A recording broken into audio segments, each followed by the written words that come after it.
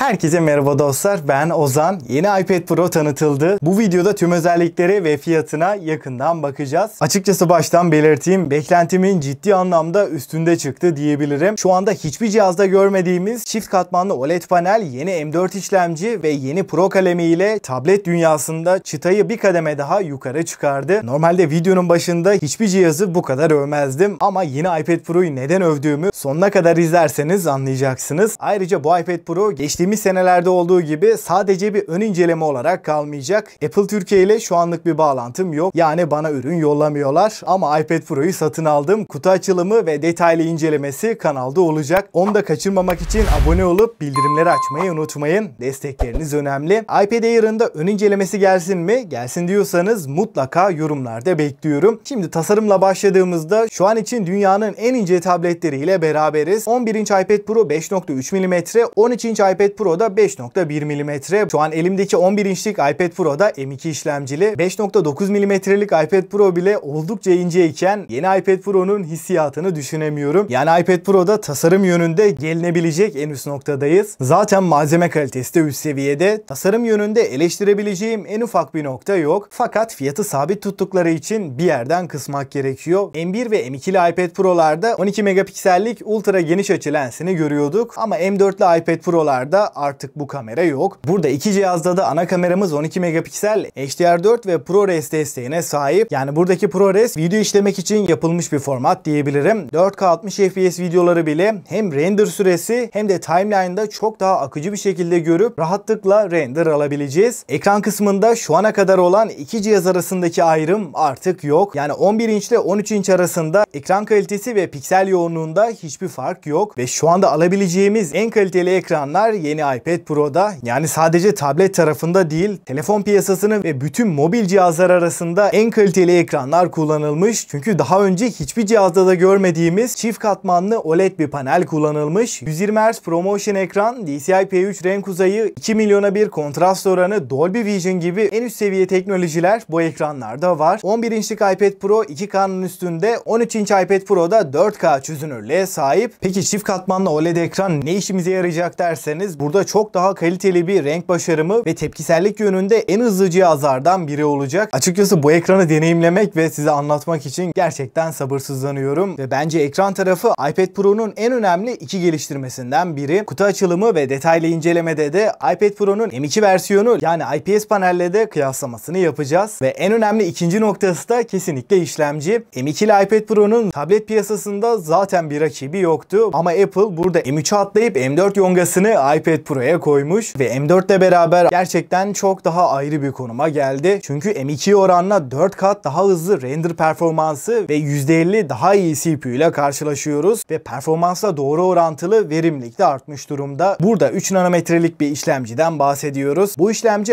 iPhone 15 Pro'da gördüğümüz A17 Pro ve Snapdragon 8 Gen 3'ü 3'e katlıyor. Açıkçası M2 ile de aradaki bu farkı anlayabilmek için günlük kullanıma uygulamalara bakmayacağız. Burada 3D modelleme, AAA oyunlar, Resident Evil gibi Apple tarafına yeni gelen konsol oyunlarını test etmek gerekiyor ve M4 ile beraber büyük ihtimalle bu tarz oyunların sayısı da artacak. 9 çekirdeklik CPU, 10 çekirdeklik GPU işlemci ile geliyor ve 16 çekirdek Neural Engine yapay zeka sistemi M4'te bulunurken Apple lansmanda da yapay zekaya bayağı değindi. Ama bunu tam olarak görmek için yapay zeka destekli uygulamalar ve güncellemelerin gelmesi gerekiyor. Her iki cihazda 8 GB RAM ile gelirken eğer 1 TB veya 2 TB'lık versiyonları alırsak RAM 8'den 16'ya çıkıyor. Açıkçası özellikle içerik üreticisiyseniz video kurgu, Photoshop, mimarlık, mühendislik için kullanacaksak en performanslı ve en uzun ömürlü tablet diyebilirim. Ses kısmında yine dörtlü hoparlör ve Dolby Atmos desteğini görürken aktarımda Thunderbolt 3 ve USB 4 desteğini görebiliyoruz ve harici SSD ile aktarım hızları da gelişmiş. Artık tam olarak profesyonel bir makine ile beraberiz. iPad Pro ile beraber yeni nesil Apple Pencil Pro'da tanıtıldı ama kalemi deneyimlemeden bir yorum yapmak istemiyorum. Renk tarafında da gümüş ve M3 MacBook serisinde gördüğümüz daha premium hissiyat veren uzay siyahı rengiyle karşılaşıyoruz. Açıkçası bence iPad Pro'ya da en çok yakışan renk uzay siyahı olmuş ve ben de zaten uzay siyahını aldım. Dostlar, iPad Pro'daki yenilikler, en önemli özellikler bunlardı. Fakat bizim için önemli olan asıl kısma, yani fiyatlara baktığımızda 11 inçlik iPad Pro'nun 256 GB'lık modeli Amerika'da $1000, ülkemizde 46 6000 TL'ye geldi. 13 inç iPad Pro da 1300 dolar. Yani 60.000'den başlayıp 2 TB alırsak fiyatlar 100.000'e kadar çıkıyor. Evet, fiyatlar yüksek ama bu tabletler herkese göre değil. Çünkü tamamen profesyoneller için yapılmış. Yani içerik tüketimi, oyun oynamak, video, dizi, film izlemek için iPad Pro M4 yerine M2 işlemcili iPad Pro veya daha uygun fiyata yeni M2'li Air ve iPad 11. nesil çok daha mantıklı diyebilirim. Yani bu tabletin sunduklarından, etinden, sütünden tam olarak faydalanmayacaksanız almanıza gerek yok. M4'lü iPad Pro tam olarak taşınabilir bir iş istasyonu olmuş ve 11 inç ile 13 inç arasında donanımsal bir fark kalmadığı için buradaki tercih tamamen size kalıyor. Benim için bir tablette en ideal boyut 11 inç, 13 inç ve daha üstü laptop boyutları diyebilirim. O yüzden ben de 11 inçlik modeli aldım. Ya bu cihazı işinize bir yatırım olarak görürsek, mühendislik, mimarlık için video edit, kurgu alanında bize hem zaman kazandıracak hem de verdiğimiz parayı sonuna kadar çıkartabileceğimiz bir tablet. Fakat burada gelen yeniliklere rağmen fiyatı arttırmamak için iki noktadan kısılmış. İlki ultra geniş açı lensi. Çoğumuz için büyük bir eksi değil ama 2010'dan beri bütün iPad'lerde kutudan çıkan şarj adaptörü artık yok. Yani iPad Pro alırsak ve bir iPhone'umuz yoksa bir adaptör masrafımız olacak ve yeni iPad Pro elime ulaştığında da kutu açılımı ve M2 işlemcili iPad Pro ile de detaylı bir kıyaslaması gelecek. Ve sizce yeni iPad Air'ın da ön incelemesi gelsin mi? Gelsin diyorsanız videoyu beğenmeyi ve abone olup bildirimleri açmayı unutmayın. Bu videodan bu kadar diyelim. Ben Ozan ve sonraki videoya kadar